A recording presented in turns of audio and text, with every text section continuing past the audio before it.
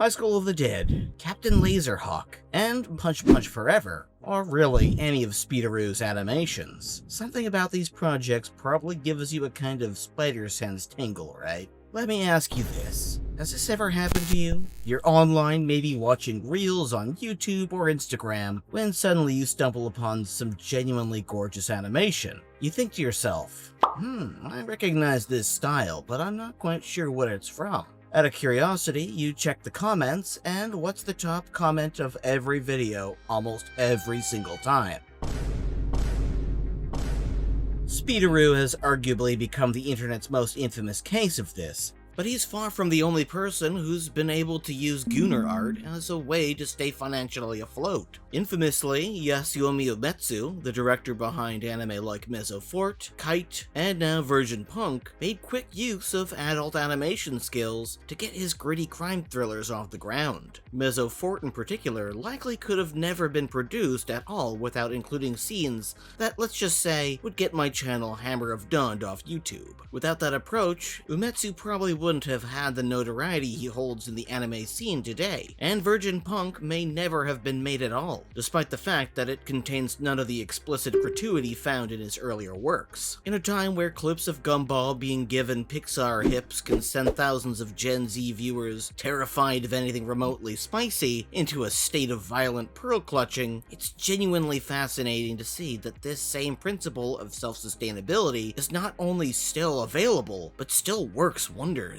Animator Balak and Bobbypills team are another perfect example of this kind of climb. Through their unapologetically spicy projects like Peepado, Balak's previous work on Maxine, and creator-supported platforms like Patreon, they essentially clawed their way into relevance by sheer visibility, consistency, and undeniable skill. That body of work didn't just build an audience, it caught the attention of the industry itself. Over time, Bobbypills became noticed by figures like Seth Rogen, and the Amazon team behind Invincible collaborated with James Gunn, worked with the producers of Castlevania in making Laserhawk, and even animated the opening for My Adventures with Superman on Adult Swim. And actually super happy with the Superman opening, because when we added little things here and there at the animation stage, that the wink that Superman does at the beginning, like I really wanted people to feel the little horny. Ah, it worked! Everybody... And remember how I mentioned Gumball's recent episode causing a weirdly concerning amount of moral panic over a joke as old as goddamn Johnny Test and Looney Tunes? Yeah, guess who works heavily behind the scenes with storyboarding and character design? Yup, Bobbypills, the one and only. The supposed devil of animation works on Gumball, and for good reason. They're insanely talented. Quick reminder, a like and a comment go a long way in helping this video reach the algorithm. And if you want to see more non-has-been related videos from me, let me know by dropping a like. Despite all the pearl-clutching people do over their work, without ever villainizing or moralizing the nature of their earlier projects, it's hard to deny that this trajectory proves that their adult work functioned as a proving ground, demonstrating a level of craftsmanship and creative confidence that many fans still wish would be one day fully unleashed on a project like Invincible itself, and not just the teasers in between seasons. Balak and the Bobbypills team have been pretty transparent about their spicier projects and how they function as a form of economic stability. By crowdfunding and directly monetizing adult-oriented work through platforms like Kickstarter and Patreon, they're able to keep their studios running and their artists employed during the long gaps between larger commercial contracts. I realized that there was the OnlyFans boom, and so I had that character that I used to draw, and I just tested it, and yeah, it was actually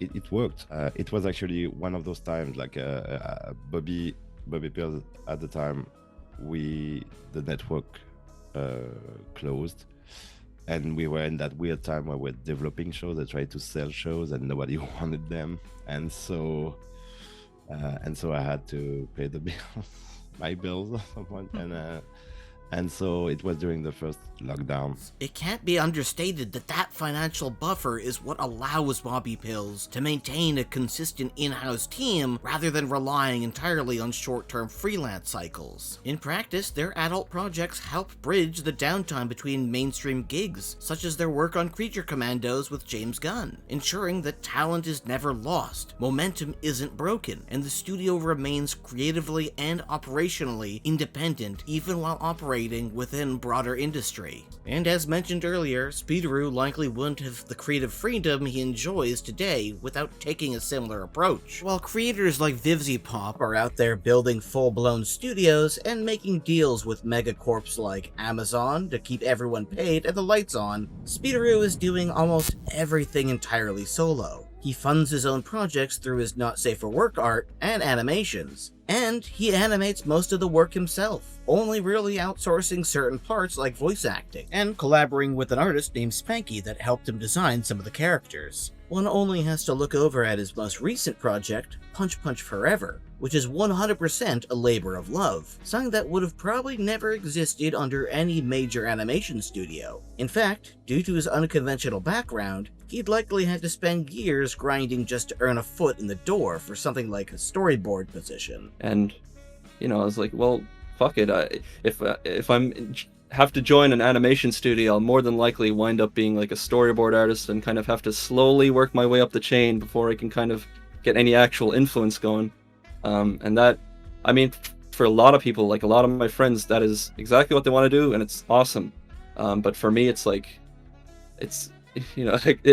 making my own stuff is kind of that's my dream job, and I'm already kind of doing that in a way. Meanwhile, Punch Punch Forever is a loving parody of everything Speederoo adores: 80s anime like Dragon Ball, and fighting games. It's a chaotic blend that simply couldn't exist without the freedom of independent online animation. The closest thing you'll get to it vibes-wise is probably Invincible Fight Girl and Bowlmasters, as they both ape off the anime aesthetic, but ultimately neither are as successful as Punch Punch Forever. And while Speederoo has gone on record stating that he might eventually start his own studio, something akin to vivziepop's Spindlehorse, we'll see.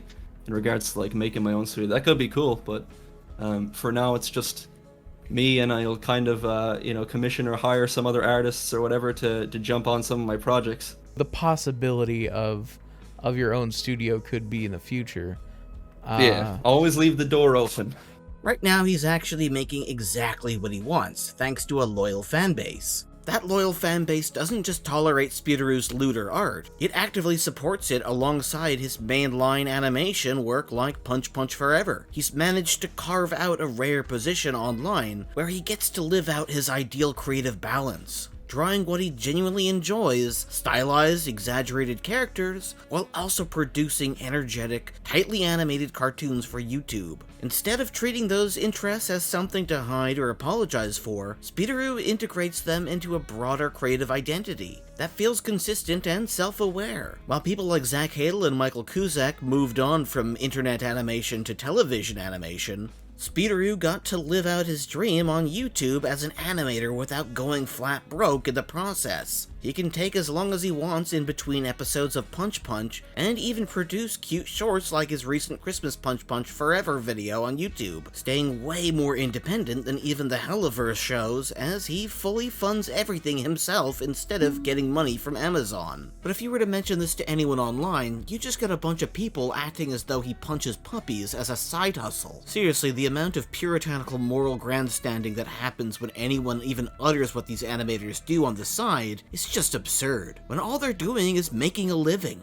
Crucially, Speederoo is not in any meaningful sense another Shadman. The shock of seeing Shadman resurface online honestly says more about how badly that era aged than it does about modern indie animators, where Shadman's notoriety was built on provocation, transgression, and genuinely harmful behavior. Speederoo and even Balak's work is rooted in craft, boundaries, and self-control. The animation is their point in creation, not the outrage. Sure, Speederoo might have drawn your favorite character from a cartoon, Spicy, but that's been a staple of the internet for almost decades now.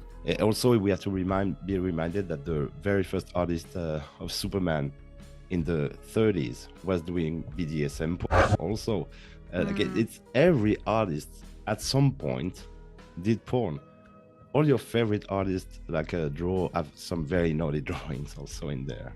And it really doesn't hurt anybody. Speederoo isn't exploiting controversy, he isn't hiding behind edginess, and he isn't using taboo as a substitute for skill. His appeal comes from his charming style, motion, and consistency in work, things that actually take years to develop. In that sense, Speederoo represents the opposite outcome, someone who recognizes his impulses, owns them, and channels them into focused, legitimate creative output. He likes what he draws. Like, I have 4 months to animate a 5-episode cartoon now. I may as well make something that I'm gonna actually enjoy animating for 4 months. I'll just make it about tit. But instead of staying in one box like Shadman, he decided to branch out and be far more creative. If Shadman's return feels like a grim reminder of a messier, grosser internet past, Speederoo feels like proof that artists can grow in their animations and art, while still producing spicier content to sustain themselves. I'm following a lot of artists and they are really technically amazing, and so like animators also that are doing and they also have a way to sustain themselves thanks to OnlyFans and Patreon and stuff like that. But that's a shame if they think that they can only do that, because a lot of these people have actually a lot of technical skills. At the end of the day, the point isn't to pretend that Gooner art is for everyone, or that people are wrong for feeling uncomfortable with it. The problem starts when discomfort turns into moral panic, and artists are flattened into caricatures instead of being judged on their actual work. Time and time again, we've seen that artists who are known for their looter output are still fully capable of producing exceptional mainstream animation. Bobbypills contributing to Invincible isn't an exception. It's proof that skill carries over regardless of subject matter. The same applies to 3D artists who sharpen their craft through supposed dark sides of animation. Being known online for spicy animations doesn't erase the technical discipline behind them. In many cases, that work is the training ground, and it's where artists refine motion, lighting, staging, timing, and editing at a pace that traditional pipelines rarely allow. So, and Maxine was like, people created a very deep relationship with that character because she was also more than a model, and they felt that also. The crazy part is like she helped us to refine new ways of animating, new ways of seeing workflow and pipelines. It was basically paid R&D for us, new stuff, using 3D, new techniques. An artist can build a following off adult work and still be more capable of landing a role at Nintendo, DreamWorks, or anywhere else that values strong animation fundamentals. It sells because it works, but more importantly, it sustains. It keeps independent artists afloat, gives them creative freedom, and provides a platform to grow without waiting for permission from any industry gatekeeper. And while there will always be people clutching their pearls at anything lewd online, hopefully more will start to recognize the bigger picture. For many creators, this kind of work isn't a dead end or a moral failing. It's a lifeline, one that enables independence, growth, and in many such cases, the very skills that eventually power the animations everybody celebrates. That'll be all, guys. Go and support your local Gooner animator, and I'll see you next week. Oh, so cool. No, I'm actually super happy about that, because when we worked on the Invincible trailer of the season 2 also a few months back, at the very same time, we were doing that at the same time at the Superman opening. And when it went online, there was like that whole, that dude did Invincible trailer like on season 2, but it was not like it disgusting. It was like, that's cool.